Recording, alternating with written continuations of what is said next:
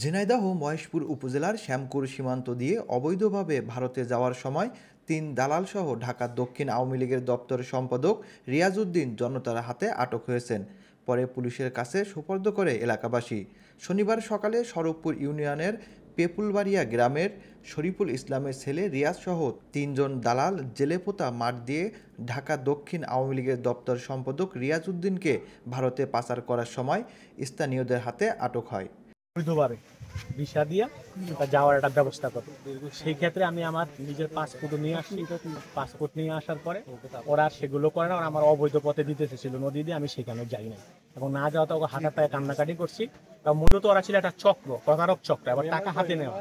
আমার সেই দিন নির্মম নির্যাতন করে এবং তারা টর্চার করার পরে রাতে আমার অনেক টাকা, আমার যেগুলো বিকাশ এবং আপনার এটিএম কার্ডের টাকা টুকা সেগুলো আমার সাথে যা ছিল সব নিয়ে আমার একটা বদ্ধ করে রাখছে প্রায় 3 দিন।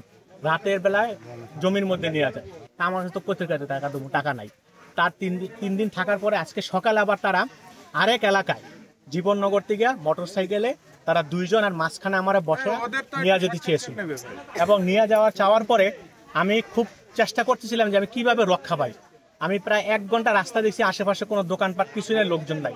এই দিক দিয়ে যাওয়ার পরে দেখলাম যে একটা মহেশপুর জায়গা, এই জায়গাটার দোকানের লোকজন বসে আছে, যেহেতু ওরা অপহরণকারী।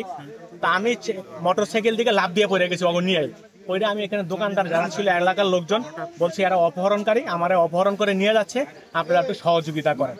এবং তারা আজকে চিন্তা ভাবনা করছিল যে আরো বিগ অ্যামাউন্ট চাইছিল, টাকা পয়সা দিতে পারি নাই বা দিব না, এই জন্য তারা অন্য একটা খারাপ চিন্তা করছিল এবং তারা চেষ্টা করছিল যাতে আমি জায়গা, কিন্তু না, আমি এরা অপহরণকারী যে যুক্ত এবং ওরা সবসময় বলে যে আমাদের কাছে যারাই আসে আমরা কাউকে এভাবে ছাড়ি না। খবর পেয়ে শ্যামপুর বিওপি ও মহেশপুর থানা পুলিশ ঘটনাস্থলে যায় এবং পুলিশ তাদেরকে আটক করে থানায় নিয়ে আসেন।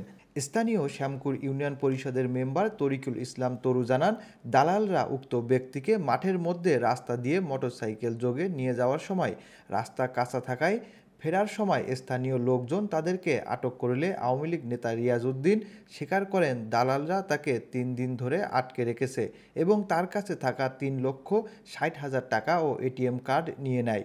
আমার রিংয়ে জানায় যে আপনার 2 জন লোক ধরা পড়েছে, এরকম এই বিষয়ে লোক মানব পাচারকারী।